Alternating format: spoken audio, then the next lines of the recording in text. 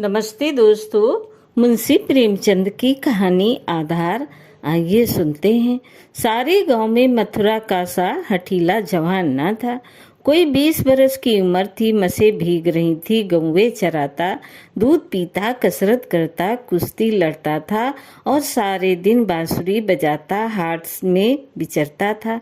ब्याह हो गया था पर अभी कोई बाल बच्चा न था। घर में कई हल की खेती थी, कई छोटे बड़े भाई थे। वे सब मिलजुल कर खेती बाड़ी करते थे। मथुरा पर सारे गांव को गर्व था। जब उसे जंघिये, लंगूटे, नाल या मुकदर के लिए रुपए पैसे की जरूरत पड़ती तो तुरंत दे दिए जाते थे। सारे घर की यही अभिलाषा थी कि मथुरा पहलवान हो जाए और अखाड़े में अपने सवाए को पछाड़े। इस लाड़ प्यार से मथुरा जरा टर्रा हो गया था। गाय किसी की खेत में पड़ी हैं और आप अखाड़े में डंड लगा रहा है। कोई उल्हाना देता तो उसकी त्योरियां बदल जाती। गरज कर कहता, जो मन में आए कर लो। मथुरा तो अखाड़ा छोड़कर हाँकने ना जाएंगे, पर उसका डील डौल देखकर किसी को उससे उलझने की हिम्मत न पड़ती। लोग गम खा जाते। गर्मियों के दिन थे, ताल तलैया सूखी पड़ी थी, जोरों की लू चलने लगी थी। गांव में कहीं से एक सांड आ निकला और गऊओं के साथ हो लिया। सारे दिन गऊओं के साथ रहता, रात को बस्ती में घुस आता और खूंटों से बंधे बैलों को सींगों से मारता। कभी किसी की गीली दीवार को सींगों से खोद डालता, घर का कूड़ा सींगों से उड़ाता। कई किसानों ने साग भाजी लगा रखी थी। सारे दिन सींचते सींचते मरते थे। ये सांड रात को उन हरे भरे खेतों में पहुंच जाता और खेत का खेत तबाह कर देता। लोग उसे डंडों से मारते, गांव के बाहर भगाते, लेकिन जरा देर में गायों में पहुंच जाता। किसी की अकल काम न करती थी कि इस संकट को कैसे टाला जाए। मथुरा का घर गांव के बीच में था, इसलिए उसके खेत को सांड से कोई हानि न पहुंचती थी। गांव में उपद्रव मचा हुआ था और मथुरा को जरा भी चिंता न थी। आखिर जब धैर्य का अंतिम बंधन टूट गया तो एक दिन लोगों ने जाकर मथुरा को घेरा और बोले, भाई कहो तो गांव में रहें, कहीं तो निकल जाएं। जब खेती ही न बचेगी तो रहकर क्या करेंगे। तुम्हारी गायों के पीछे हमारा सत्यानाश हुआ जाता है और तुम अपने रंग में मस्त हो। अगर भगवान ने तुम्हें बल दिया है तो इससे दूसरों की रक्षा करनी चाहिए, ये नहीं कि सबको पीस कर पी जाओ।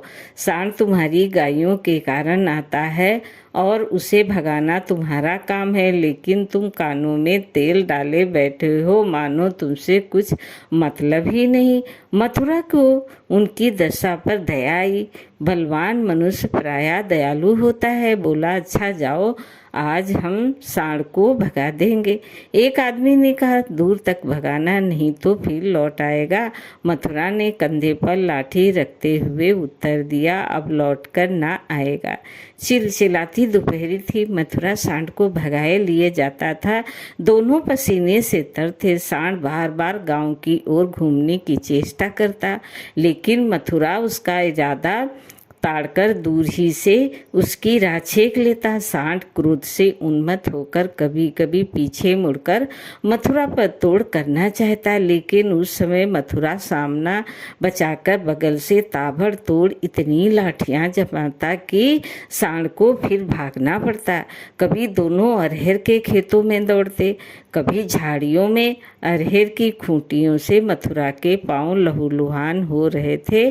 झाड़ियों में धोती फट गई थी, पर उसे इस समय सांड का पीछा करने के सिवा और कोई सुध न थी। गांव पर गांव आते थे और निकल जाते थे। मथुरा ने निश्चय कर लिया कि इसे नदी पार भगाए बिना दम न लूंगा। उसका कंठ सूख गया था और आंखें लाल हो गई थी। रोम रोम से चिंगारियां सी निकल रही थी। दम उखड़ गया था, लेकिन वो एक क्षण के लिए भी दम न लेता था। 2-2.5 घंटों के बाद जाकर नदी आई। यही हार जीत का फैसला होने वाला था। यहीं से दोनों खिलाड़ियों को अपने दांव पेच के जौहर दिखाने थे। सांड सोचता था अगर नदी में उतर गया तो ये मार ही डालेगा, एक बार जान लड़ाकर लौटने की कोशिश करनी चाहिए। मथुरा सोचता था अगर ये लौट पड़ा तो इतनी मेहनत व्यर्थ हो जाएगी और गांव के लोग मेरी हंसी उड़ाएंगे। दोनों अपने अपने घात में थे।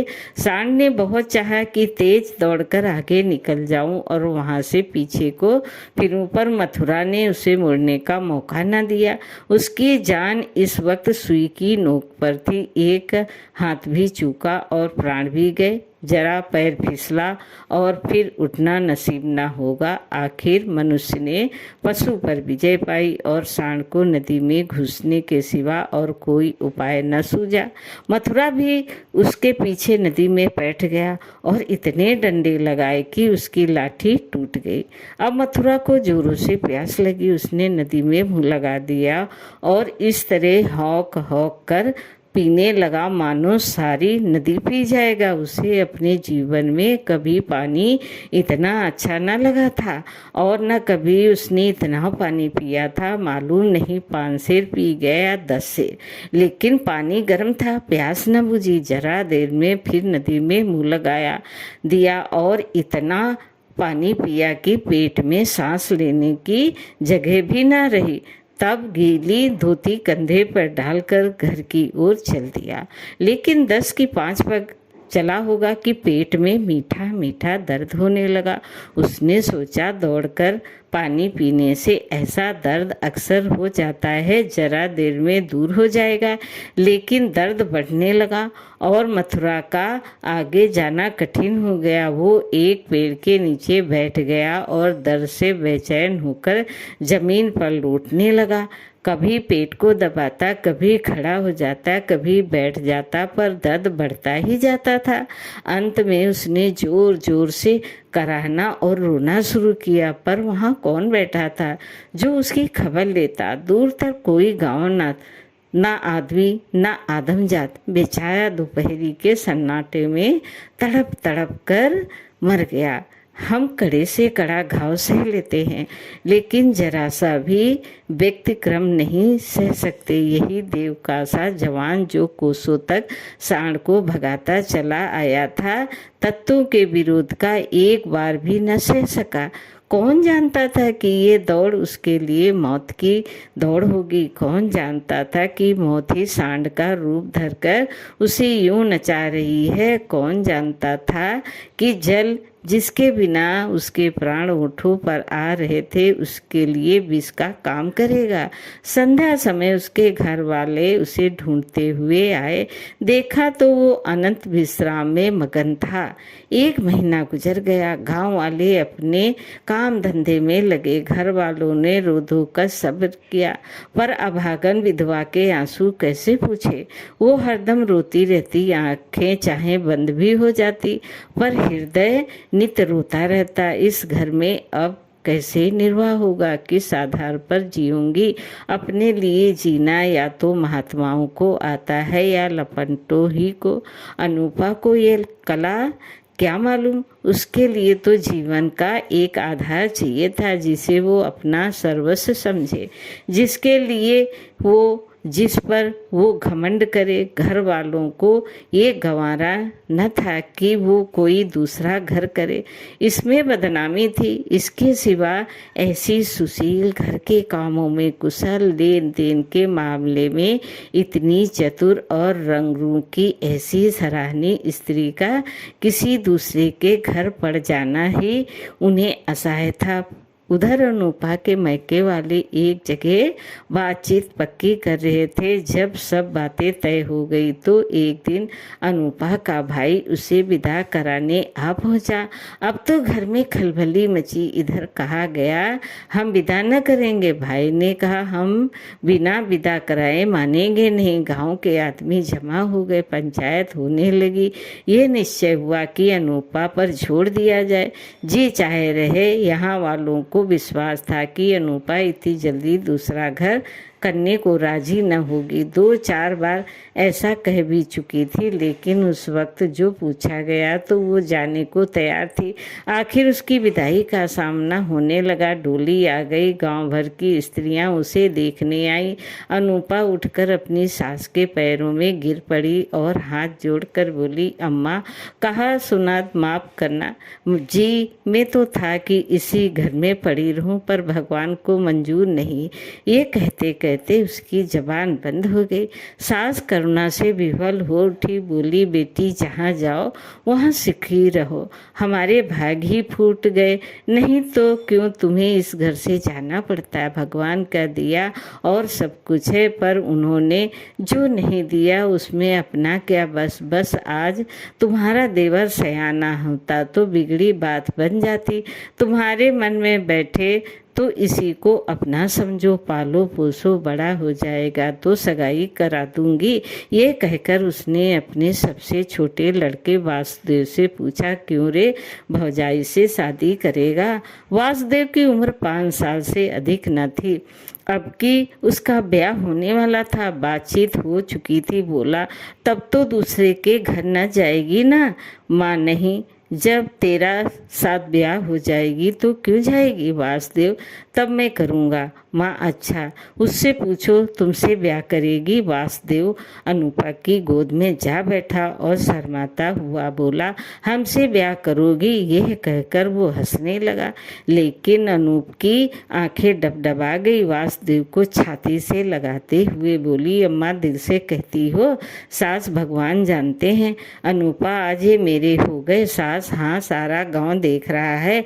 अनूपा, तो भैया से कहलवा भेज जो घर जाएं, मैं उनके साथ न जाऊंगी।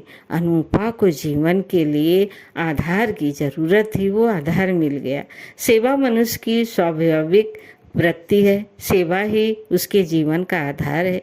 अनूपा ने वासुदेव को लालन पोषण शुरू किया। उपटन, तेल लगाती, दूध रोटी मल मल के खिलाती। आप तालाब नहाने जाती तो उसे भी नहलाती, खेत में जाती तो उसे भी साथ ले जाती। थोड़े ही दिनों में उससे हिल मिल गया कि एक क्षण भी उसे ना छोड़ता। गाँव माँ को भूल गया। कुछ खाने को जी चाहता तो अनूपा से मांगता, खेल में मार खाता तो रोता हुआ अनूपा के पास आता। अनूपा ही उसे सुलाती, अनूपा ही जगाती। बीमार हो तो अनूपा ही गोद में लेकर बदलू वैद्य के घर जाती और दवाइयाँ पिलाती। गांव की स्त्री पुरुष उसकी ये प्रेम तपस्या देखते और दांतों तले उंगली दबाते। पहले बिरले ही किसी को उस पर विश्वास था।